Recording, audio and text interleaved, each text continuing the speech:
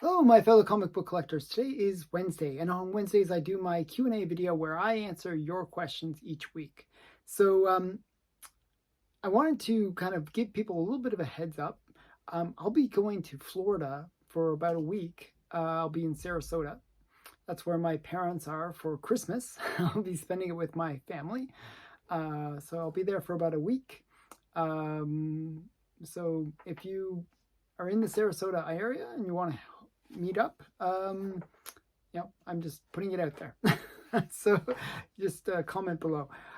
If you have a question as well, I need it to, because I am flying out, I need to have any questions before I leave. So I have sort of a tight deadline on this one. I'm going to try to record the video tomorrow for next week.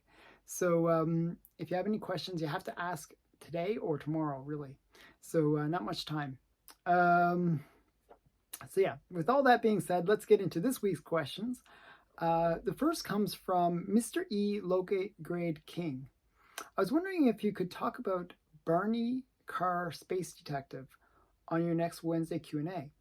I know he replaced Buck Rogers in Famous Funnies in 191.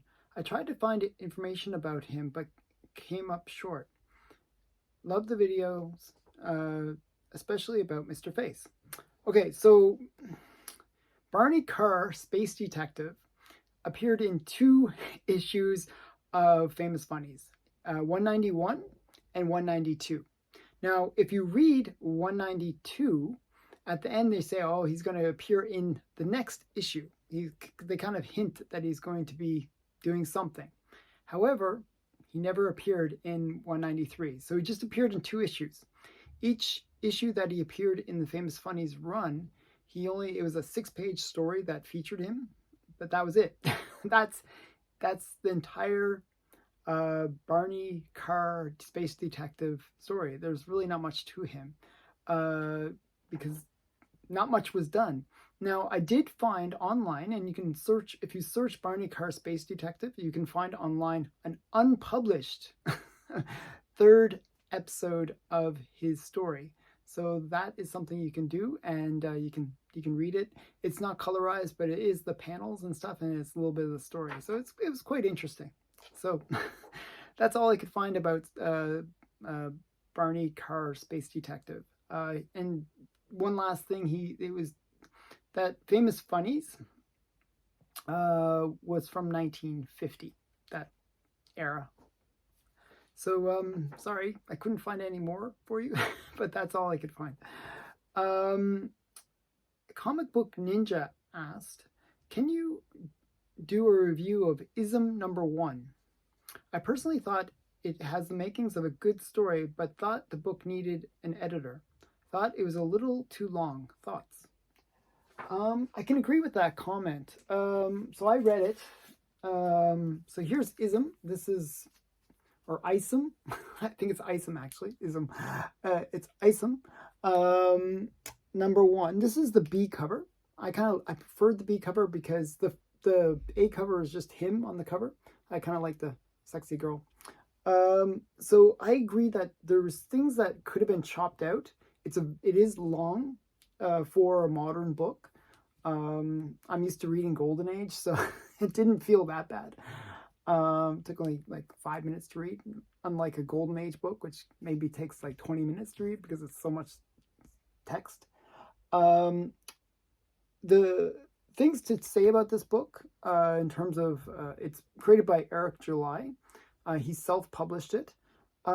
He wants to create what he calls the Rippaverse, and I see a couple problems. And it's not with the story or anything like that, but I'm not sure as a self-publisher he can create the universe that he desires to create. I think he's going to have issues that, I think he's got the potential, and the story is quite well done. It really just, it sort of creates the idea of these people with powers in this world, and how they're kind of a little different than the superheroes that we're used to. They're more like bouncers and like, it sort of reminds me a little bit more of The Boys, in terms of, not in terms of the stories, but just the way that the heroes are.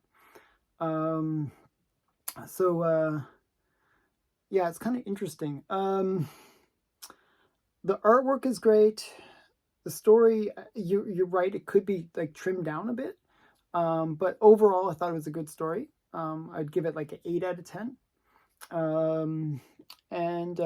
thought the artwork was really good. I think the paper quality is really good. Like, it's a really well produced comic.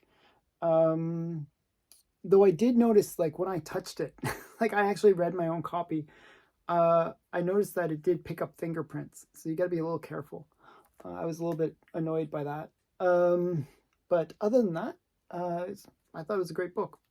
Good first start. I'm worried that he won't be able to create the universe that he's looking to create. That's the only concern, because I don't know with these self-publishing how frequently they can put out the books. Because, like, if you look at like Marvel or something like that, they can create like 20 titles and then they can produce them every month. This is, it's been already several months, and I don't think Isom #2 has come out yet. so it's not, it doesn't have that ability to really pump out the books as much as some of the bigger franchises can do. So that'd be my only concern. But it was an engaging story, and I'd be curious where it's going to go in terms of the story. But overall, I thought it was good. Okay, so hopefully that's a reasonable review.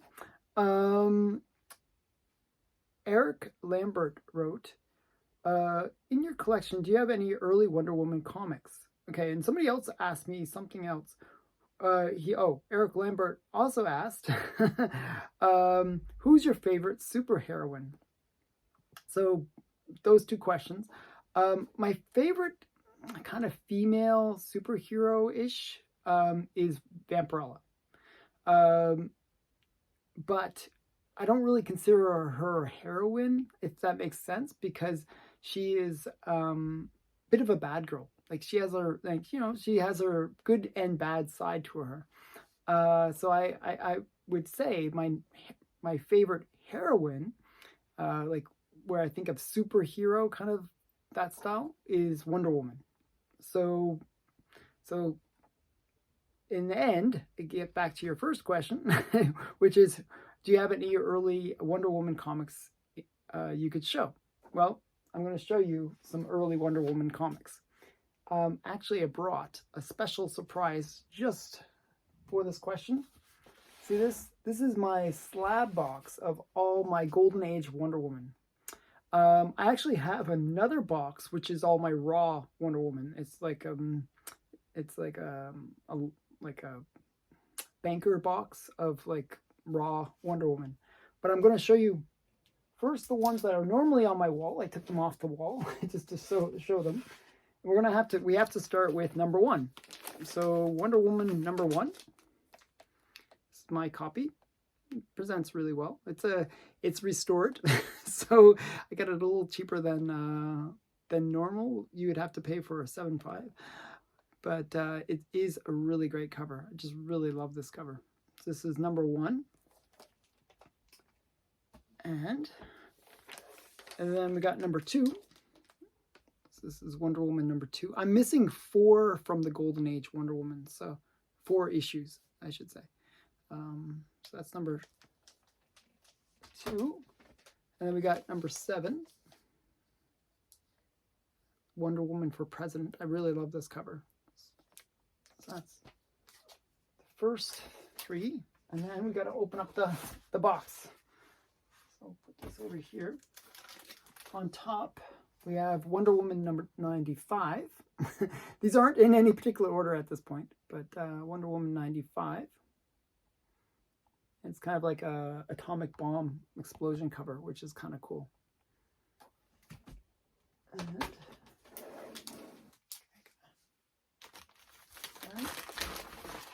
we got Wonder Woman #4. And mine's a little bit of a low grade. It's a 0.5. what's wrong with it? Centerfold missing, effects story, cover, and yeah, it's incomplete. It's just in rough shape. Oh well, but I just like to have it in my collection. This is Wonder Woman number 4, and then we got Wonder Woman number 5.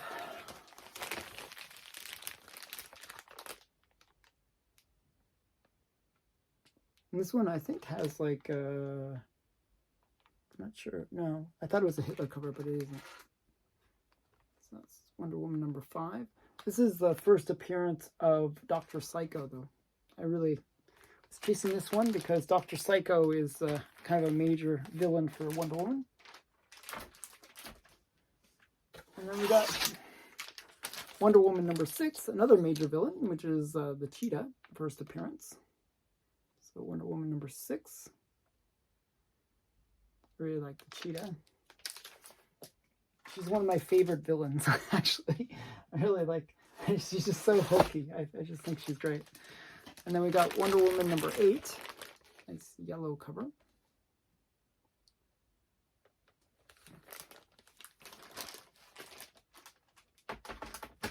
And number 9. This is the first appearance of Giganta. Another cool superhero. Or supervillain. So, and then we got number 17. It's kind of cool. And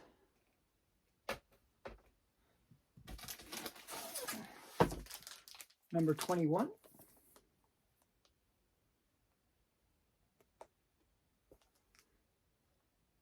So Wonder Woman and the Adventure of the Atom Universe. It's a kind of cool book. And number 23.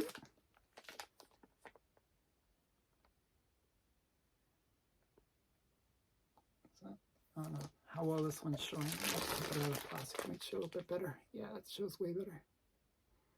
Number 23. Like the cover. And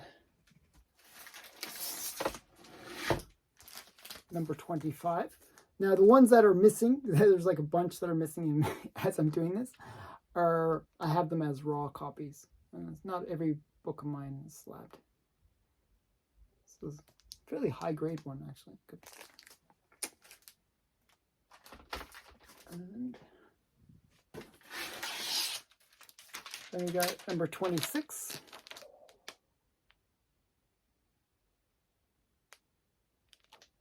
That's kind of cool.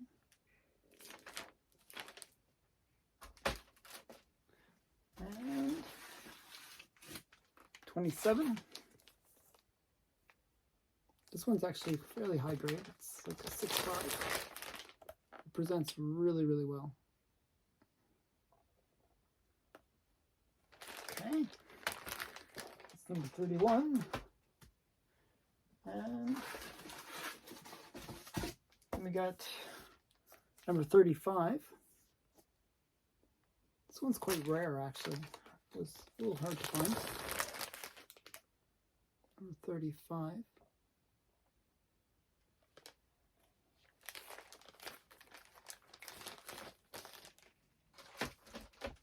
And this one was super expensive, actually. This one. This is the first appearance of Circe, I think. This is Wonder Woman 37. Kind of a cool twin cover. And Wonder Woman 44. Actually, I think, what's it called? Pizza Hut or something like that used this. They did a reprint of this one. So Wonder Woman 44.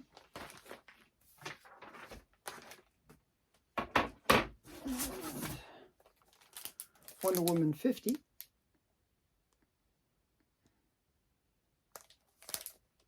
Kind of a cover. Like the action covers. And then 52.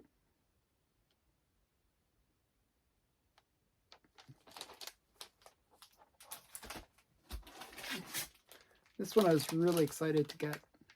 This is Wonder Woman 53. And this one, the reason I was excited to get it is she's using the lie detector. And the guy that created Wonder Woman, Marston, he was actually the inventor of the lie detector. So I think it's kind of cool that it has the lie detector on the cover. This one also is a reasonable grade. Almost looks like a mile high with numbering on the side there, but oh well. Okay, and then we got 59. So it's kind of interesting.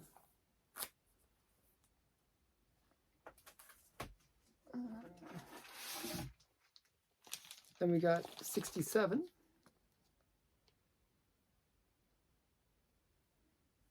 Ferris wheel. 68.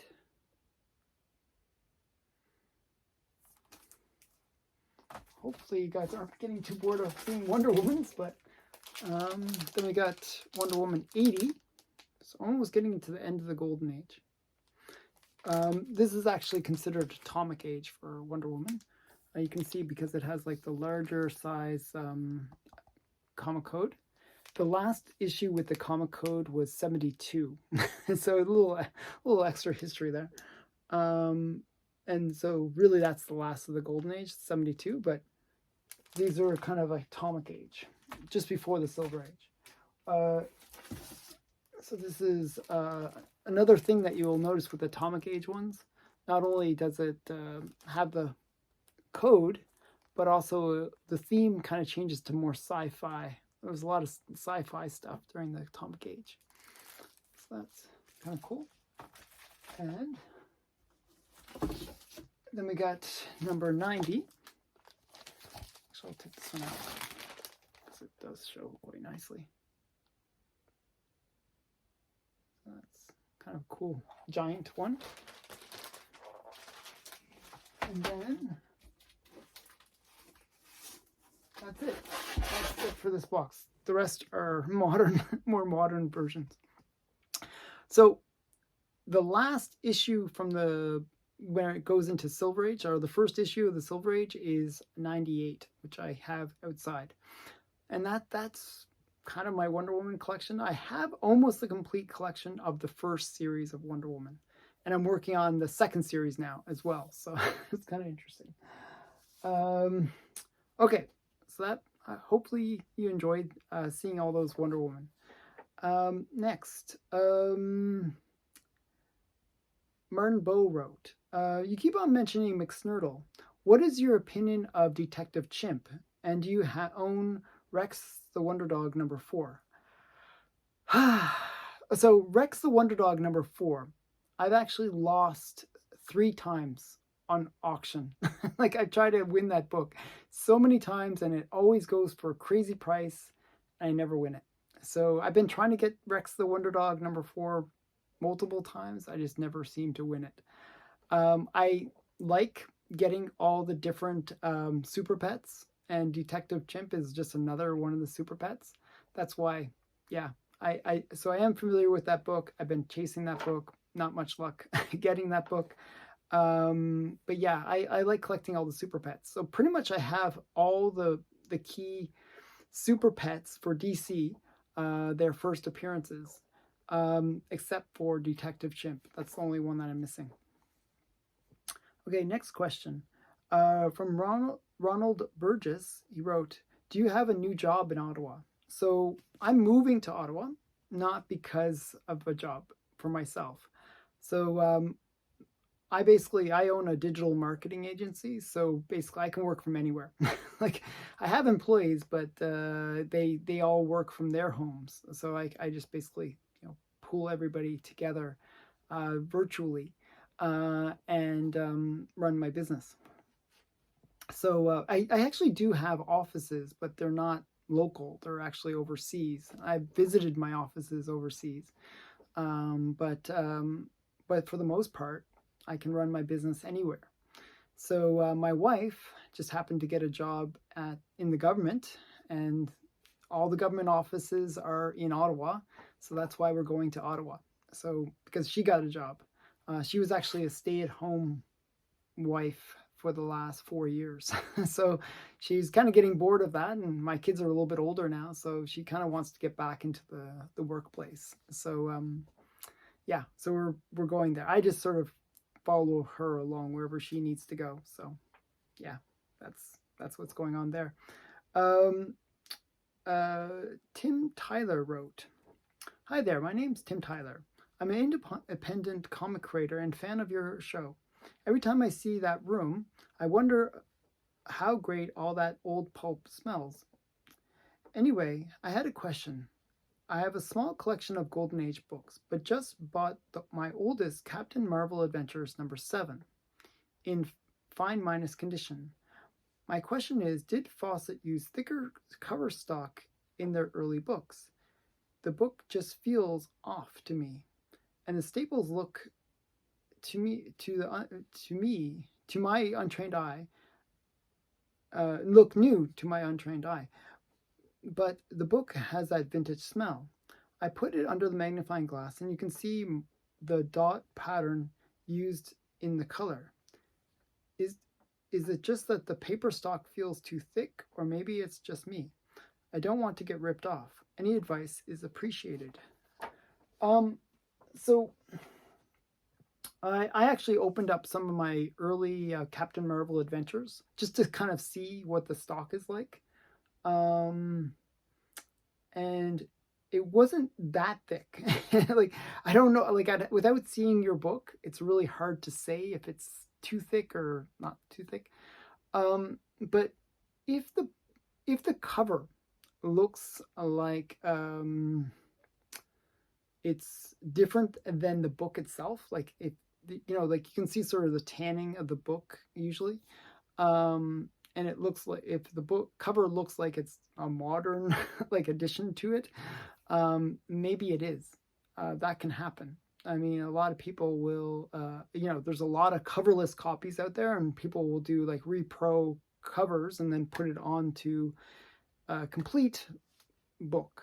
So that could be what's happening. I'm not sure without seeing it. Hopefully it's not the case. Hopefully it's just that it is a thicker stock. But generally, the paper quality from Fawcett was quite good. Like, I mean, I'll show you this book, for example. This is Wow Comics, which is another Fawcett one. But if you look, like, not sure if you can see it, but it's actually quite, for the time, the paper and the ink quality was actually quite good. It was actually better in some ways in the Golden Age than it was maybe in the Silver Age. So it could be the case that it is what it is. It's actually a Golden Age cover, and that is just a little bit more solid than what you're used to. So without seeing the book, it's really hard to say. Like it's one of those things. Like maybe you can send me. You have my email. You can send me the photos of the book. Maybe send me photos of the cover so that I can kind of see, and maybe photos of the staples. Now, often what'll happen is, if, for example, especially with the early Marvels, early Fawcett's, I should say, you'll notice that they only use one staple. And that's a good tell to see if it's a modern, like, if they're gonna do like some kind of thing where they put like a modern cover on an old book, they might put two staples thinking that that's what people would expect, but it's actually one staple that you should see. And it really depends on the book. So some books, it depends on the era. If it's number 7, I think that's maybe before they used the one staple. In the later ones, like 1943, they used one staple because of the shortage at the time. That was during the war, and they kind of cut back on certain things. So I think Captain Marvel 7 would use 2 staples. So you can check this thing. You can check a lot of this online. Look it up on different sites, and you can find out how many staples were used, what the staples kind of look like, and that isn't often a thing that happens where people will replace the staples, because often what will happen is staples will get rusted over time and people replace them thinking that they're preserving the book. But often the case is that if you replace the staples, that does get you a green label when you submit it to CGC. But without having seen the book, I really can't say one way or the other. So send me photos and I'll give you my best guesstimate if it's real or not. Yeah, that's all I can say. And that is actually the last of all the questions for this week. I figured I'd show the Wonder Woman collection just to give you guys lots to see, some visual candy. And if you have any questions or any books that you'd like to see from my collection, I'm more than happy to show you whatever you like. And thanks again for watching. And please get your questions to me though before tomorrow so that I can answer them. And thanks again. Merry Christmas and Happy New Year. Bye.